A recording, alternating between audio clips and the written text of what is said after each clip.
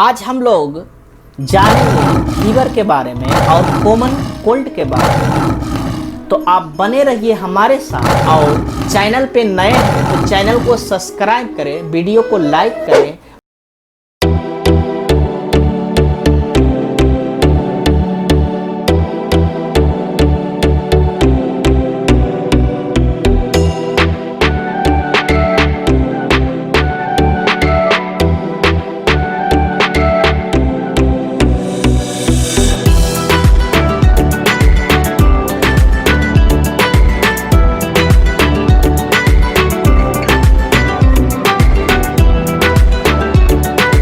आज बात करने जा रहे हैं फीवर के बारे में। तो ये क्यों होता है, कैसे होता है और इसका क्या कारण है, आज हम लोग कंप्लीट जानकारी इससे लेंगे और क्यों होती है। तो जो फीवर होती है, जब भी हमारे शरीर का नॉर्मल टेम्परेचर बढ़ जाती है तब उसे फीवर कहा जाता है। और जब भी हमारे शरीर में किसी प्रकार का वायरस या बैक्टीरिया या फंगस जब हमारे बॉडी में इंटर करता है, जब अंदर जाता है हमारे शरीर में, तब हमारे शरीर में एक इम्यून सिस्टम होती है जिसे कि प्रतिरोधक क्षमता भी कहते हैं। वो एक्टिव हो जाती है और वो हमारे बॉडी का टेम्परेचर को बढ़ाना शुरू कर देती है ताकि जो भी बैक्टीरिया या वायरस या फंगस है उसे किल किया जा सके। जैसा कि आजकल जो हमारे शहर में, हमारे दुनिया में जो चल रही है कोरोना वायरस के बारे में, तो ये कोरोना एक वायरस है। जब भी हमारे शरीर में जब ये इंटर करता है तब हमारा शरीर का जो इम्यून सिस्टम होता है वो एक्टिव हो जाती है और वो वायरस से लड़ने के लिए हमारे शरीर का टेम्परेचर को बढ़ा देती है, जिसके कारण बुखार हो जाती है। उसके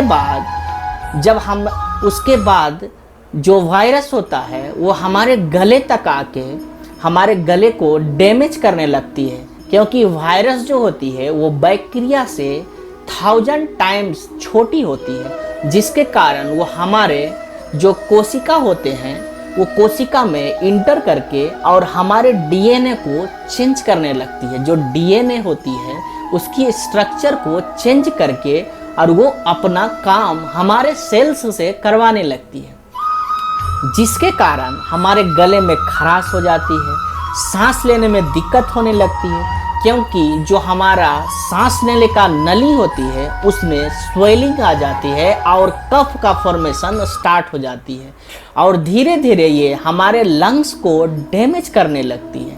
तो इस प्रकार से ये वायरल इन्फेक्शन होता है। कोई भी वायरस जो होती है, चाहे इन्फ्लुएंजा वायरस हो, चाहे कोरोना वायरस हो या H1N1 वायरस हो, ये सारा वायरस का सेम मैकेनिज्म है, ये सेम तरह से काम करती है।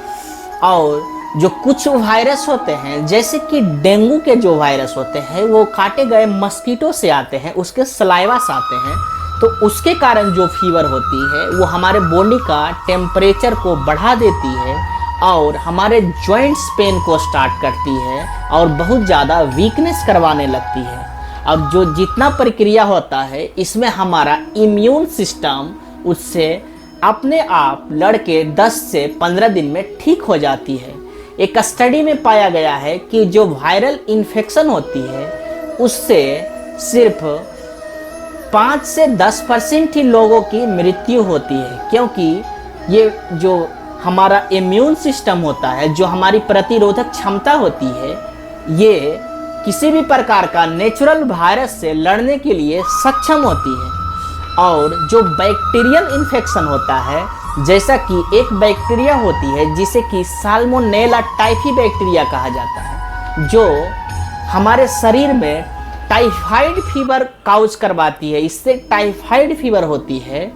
इस प्रकार के फीवर में वो बैक्टीरिया हमारे स्टमक में, हमारे पेट के अंदर एक प्रकार का अल्सर बना लगती है, जख्म बनाने लगती है, जिसके कारण मरीज को उल्टी, दस्त एवं बहुत ज़्यादा फीवर हो जाती है, बॉडी टेम्परेचर बढ़ जाती है। तो इस प्रकार के बैक्टीरियल इन्फेक्शन का फीवर होता है।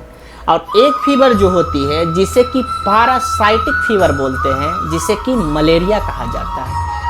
ये फीवर भी मच्छर के काटने से हमारे शरीर में पैरासाइट आ जाती है और जिसके कारण मलेरिया फीवर हो जाती है। तो इस प्रकार से हमारे शरीर में फीवर होती है।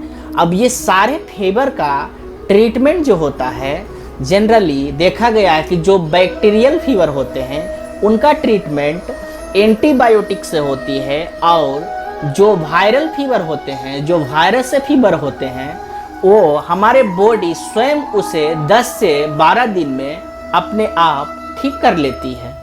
लेकिन बैक्टीरिया से लड़ने के लिए हमारा जो इम्यून सिस्टम होती है उसे काफ़ी ज़्यादा समय लगता है, इसलिए हमें एंटीबायोटिक का सहारा लेना पड़ता है। आप एंटीबायोटिक के लिए नेचुरल मेडिसिन जैसे कि टर्मरिक का आप यूज कर सकते हैं, हल्दी का यूज कर सकते हैं। ये भी बेस्ट ऑफ एंटीबायोटिक हमारे नेचर ने हमें दिया है। और जो हमारे एलोपैथिक मेडिसिन का जो एंटीबायोटिक होते हैं उसके बहुत ज़्यादा साइड इफ़ेक्ट होते हैं। अगर आपको इसेंशियल बहुत ज़रूरी है, अगर बहुत ज़्यादा इन्फेक्शन है, तभी आप एलोपैथिक मेडिसिन का एंटीबायोटिक का यूज करें। अन्यथा छोटी मोटी अगर आपको कट लग जाती है, किसी प्रकार का अगर आपको चीरा लग जाता है, शरीर में छोटी मोटी जख्म हो जाती है, तो आप टर्मरिक का यूज करें, जिससे भी बहुत जल्द आपकी किसी भी प्रकार की अल्सर हो या किसी भी प्रकार का कट हो वो जल्दी ठीक हो जाती है। और जो फीवर होती है, जो कॉमन कोल्ड होती है, वो नॉर्मल देखा गया कि हमारे शरीर स्वयं उसे 10 से 14 दिन में ठीक कर लेती है। तो आज का वीडियो आपको कैसा लगा, और इसमें हम लोग आज जाने कि फीवर किस प्रकार से होती है और किस प्रकार से इसकी ट्रीटमेंट होती है। तो आपको वीडियो ये कैसा लगा आप हमें कमेंट करके बताएं। और इस वीडियो में किसी भी प्रकार के वीडियो आपको चाहिए जिसमें कि अत्यधिक जानकारी हो, अगर किसी प्रकार का आपका डाउट हो तो हमें कमेंट करें। और चैनल पे नए हैं तो चैनल को सब्सक्राइब करें, वीडियो को लाइक करें। और आज के लिए धन्यवाद।